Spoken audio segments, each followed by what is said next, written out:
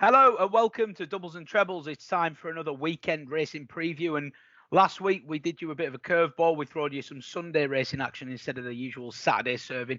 And it's the same again this week. We're going to have a look at Friday's card because Adam liking a look at the Friday racing a little bit more. And we do have the last day of the jump season on Saturday, which he has absolutely no interest in. So there we are. We've decided to go with the Friday racing. But before we get to that, I think we do need to have a little bit of reflection on last week's tips and selections, because this may not happen very often. I'm sure Adam won't mind me saying. I actually had a few winners, unprecedented scenes on the channel, and we didn't have Ozzie Smith on. So, I mean, this really is unprecedented scenes. But he put 5 horses. Al-Arsi 7-4, won well. Wild Irish 14-1 was no good, but Chindit 9-4 winner. Nugget was a 10-1 winner, but there was a rule 4 which took that down to 15-2. Still not a bad return at all. And just to top it off, Rivech, the each way chance, went off 33-1, twice the price put up at, and it's still placed. So the win double rolled in at just under 8-1, and a lovely place, well, a big price winner for anyone who was on the Nugget as well. So big well done, Smido. Hopefully you've set the bar now and you can keep it going. From past experience, I would suggest that is unlikely. But we're just going to take the roll with the punches, I suppose. So yeah, this weekend's action comes from Sandown. It's live this Friday on ITV4. Some cracking action. 4 races that we're going to look through for you. And we're going to start with the Esher Cup Handicap at 150. What do you make of this one? Esher Cup, I would go with Pie Man. For the Southerners out there, it would probably be Esher. Well, I should get that right. Which is the area of the world that Sandown is situated, I believe. But yeah, one of the hardest races to assess really for me would be a 3-year-old only handicap at this time of the year. Reason being, 7 of the 10 runners in this race in the 150 at Sandown are making their handicap debut. So that's already hard to assess. Some are trying a mile for the first time. Some have been plying their trade on the all-weather. Well, quite a few actually. So it is a puzzle to solve. I'm not going to touch on too many runners. It is a reasonably open betting heat: 5-2, 7-2, 4-1 the field, etc. So there's no clear runaway favourite. I've landed on one called Tawaareq. Maybe I should have practiced that. Tawaareq looks each way value to me, Pie Man. It's 12-1. Trained by Sir Michael Stout, who is in good form at the moment, gets an opening handicap rating of 82. Won a Doncaster Maiden last year with a degree of ease. I thought, watched the replay today. That was on his second start. The second that day of that Doncaster race that Tawaareq won is now rated 94. The third that day is now rated 87. So it's pretty good form for a maiden as it was. Tawaareq then went to Newmarket, where he sweated beforehand quite badly, actually. He had an unfavourable draw at Newmarket. We saw last week, and we've seen before, that sometimes, depending on the ground conditions, the best place to be is on the rail. Tawaareq on that day was quite far away from the rail, didn't like the soft ground, like I say, sweated up beforehand, put a line through that. A mark of 84 for this, Shamadel, now Shamadel sire. Now it's been gelded as well. Like I say, Sir Michael Stout, I think, is in form. 7 wins from his last 28. Tricky to assess these races, but as I've said, Pie Man, 10 or 12-1 each way. Got a low handicap rating, well-bred, good trainer. What more is there to not want? Yeah, plenty to like about Tawaareq. Looks like decent value at 10-1. Little bit of blue for it on Odds Checker, and obviously these prices will change by the time you watch this, almost certainly. So do bear that in mind. But yeah, a bit of course form and a potentially favourable looking handicap mark. Group 3 action next. We have the Gordon Richards Stakes over 10 furlongs. This is for older horses. Looks a really good race. Pie Man, this is the best group race to take place on the flat this calendar year. This is a cracking race. Really is a proper good race, this. Like I say, easily the best race so far this season for me. 3 well-bred 4-year-olds top the market. There is only 7 runners, so you'll need 2 places if you bet in each way. The 3 at the top of the market, like I say, are 4-year-olds. Unexposed. Yeah, you could call them all unexposed. Promise lots as juveniles and at the start of last year. None of them really delivered or hit top gear last year, it must be said.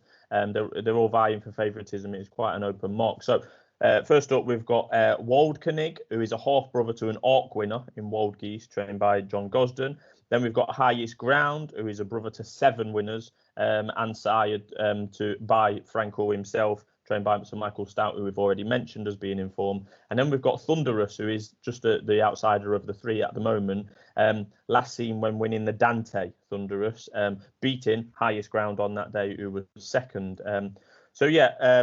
Starting with Waldkonig, he has the least to prove of the three, I would say, because he's already been out this season as a 4-year-old and won a Pontefract handicap with ease, to be honest. So he comes here in a much better race. But it is highest ground who I'm going to be with, Pieman, on this occasion. It looks like he's 9-4 favourite. So since I wrote my notes, he was, in the region of 3-1. I've actually backed him at 3-1, but you might still be able to get that price now if you shop around. I think there's a little bit of 11-4 about just at time of speaking.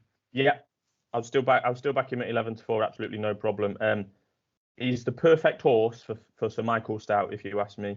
An impeccably bred 4-year-old who's going to be going over middle distance, who has only had a handful of runs. Like I've already said, Sir Michael Stout's operating at 25% at the moment. Highest ground ran in the Dante, which is the Chief Derby trial, normally at York last. It's July, but normally it's in May, and it will be in May this year. The Dante looked all over the winner, Pieman. Looked all over the winner. Went off odds on favourite that day in the Dante.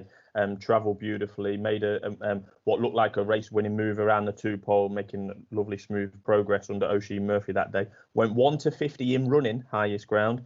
Got a bit lonely in front and ended up getting beat by Thunderous, who is also in this race. Thunderous did well to win fair and square, but I think that highest ground showed a little bit of an experience in front, bit lonely, and he's certainly the one in this race with the most potential. Like I say, like you've just stated, he's around 11-4, and I'd happily back him at that. I think this is the type of horse that Sir Michael Stout will win with VR, possibly go to, I forgot the name of the blooming race now, the Group 2 Royal Ascot on the Saturday. And then he could end up in something like the King George, this fella. I think he could be that good. But there's a couple of other runners in the race that are a bit older and more exposed than the three I've mentioned, and we can't forget them. Extra Elusive last year had a very productive year last year. One of Holly Doyle's lead horses, if you like, last year, or one of her favourite partners that really thrust her into the top notch last year, Holly Doyle. Extra Elusive certainly helped her in that quest. And Desert Encounter, another one. So both good yardsticks, if you like, and certainly shouldn't be written off, but they're less fancied in the market than the three we've spoke about. I'll definitely be with highest ground, and it's a cracking race. Yeah, it does look a cracking race, and the market kind of tells the story here. At the time of speaking, we've got Waldkonig 5-2 favourite, highest ground, nibbled into 11-4, Thunderous 4-1 chance, Hakoom 5, Extra Elusive 11-2, and it's 12's bar. So it does look like a tight contest, and highest ground is the way that Adam's leaning on that one.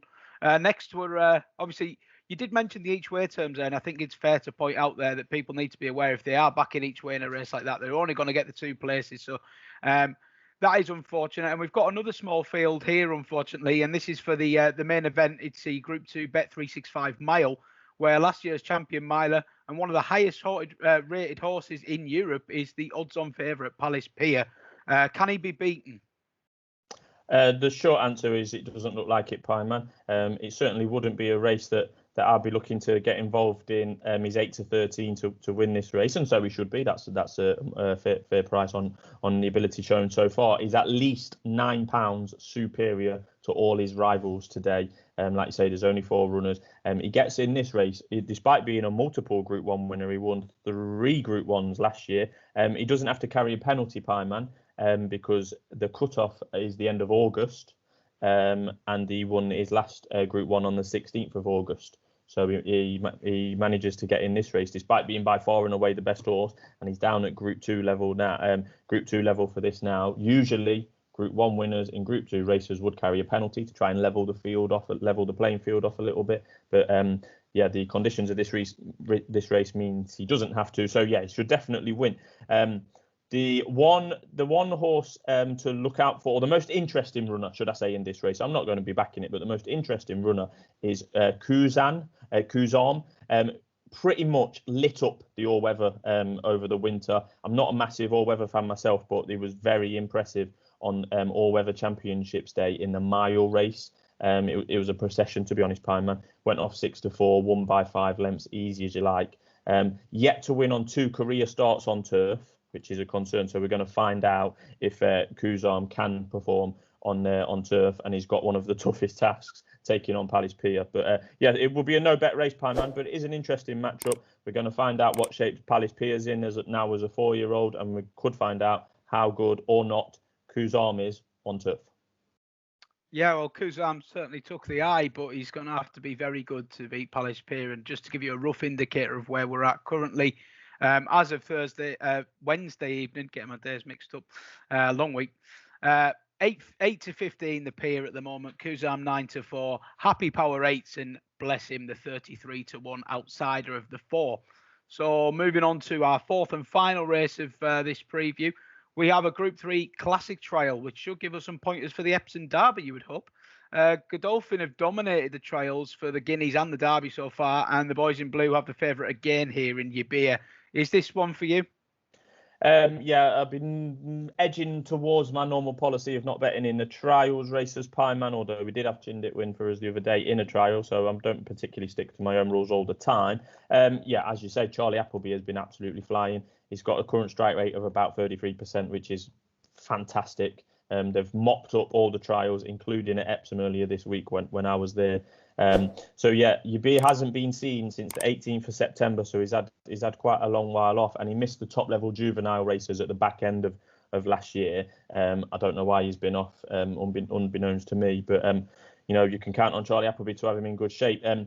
Ratings aren't the be all and end all with these types of races, because you often get in horses that haven't ran that often, so haven't been able to show just how good they are. But it is worth pointing out that second favourite Lone Eagle, who's currently around 92, is officially rated £10 higher than Yabia. So that could be a starting point if you're looking to have a bet. That is rated £10 higher and is twice the price. That could be a way to start. I'm not saying that's what I'm going to do, but that's an obvious starting place. The one I would side with if I had to have a bet, Pie Man, and I'm allowed to after time the price on this winner because it was before doubles and trebles started. Last July, I remember Richard Hannon did a bit of a stable tour, and he put in a really good word for a horse called Etonian. It went off on debut at Sandown at 40 to 1. And I backed it, and it won, which was one of my biggest winners last year, and he had a couple of quid on it each way. He then came back. Yeah, exactly. He then came back to Sandown and won a Group 3 on his second start, and he looked a good horse in the making, to be honest, Etonian, and I was really quite following him. He went to the Dewhurst after that. We spoke about the Dewhurst quite regularly already, Pie Man. Found the waters too choppy there, to be honest. Soft ground didn't help. I think 7 furlongs it was and is minimum kind of trip. He looks a bit of a stayer, but I can't give up faith in him, really. Like I say, he was probably the only 2-year-old I really followed last year, from run to run. Richard Hannon's been amongst the winners, as followers of last weekend's preview will well know. I think Etonian's around that 8 or 9 to 1, Pie Man. He is also rated higher than the favourite Yabia, but I wouldn't put too much stock into the ratings, like I say, at this stage. But yeah, it'll give me a run for my money each way at 8, 9 to 1. Yeah, someone thinking along the similar lines. So I've got a market here in front of me. He's just been nibbled into 15 to 2 from 8 Etonian. So you've got Yabia 5 to 2, Lone Eagle 9 to 2, Adayar 11 to 2, Etonian 15 to 2, along with Trawlerman and Sir Lucan, and it's 10's bar. So another interesting race there. Go on. What I would say about Sir Lucan, we've already noted Aidan O'Brien runners in UK trials for the Guineas, and this being a Derby one as well, has been shocking. So, Sir Lucan, to be honest, of the ones that he has sent over so far, Aidan O'Brien, they've been C or D team. So Lucan could be A or B team, to be fair, on what we saw last year. He's well bred, so it'll be interesting to see how he goes. 15 to 2 for that one in the market I'm currently looking at. So yes, very interesting race and some value to be had. Speaking of value, let's wrap it up then. You've had your winners last week. You've banged in a winning double. Can we have another winning double, please? So we're going to go for an each way double this week, Pie Man. So we're going to go for Tawaareq in the 150 at Sandown, which is in the region of 10 or 12 to 1. I'll just get the price here when it loads up. Yeah, he's 12 to 1, so we'll be going with him, and we'll also be going with Etonian in the 335 in an each way double, who you've just quoted me at 15 to 2, Pie Man. If we're looking for a treble, I know we're on dangerous ground, but I've mentioned highest ground. Certainly wouldn't be an each way play as a single, but when you're putting it in with the other two at bigger prices, and we are called doubles and trebles, the each way treble will be made up of Tawaareq, as mentioned, and Etonian, plus highest ground. Yes, I know it's a shorter price, and yes, it's in a 7-runner race, but they're the three I fancy, Pine Man. Yeah, I like it. And would you be tempted with a single on highest ground as well? 100%, yeah, 100%. Yeah. Okay, then. There's your bets. They'll all be in the description below. If you've enjoyed this video, do give us a subscribe, give us a like, and a comment below with what you fancy for this card or for the weekend for that matter. Always nice to hear your thoughts. And thanks very much for watching. Check out our Ante post preview updates that are on the way as well. And we'll catch you again very soon.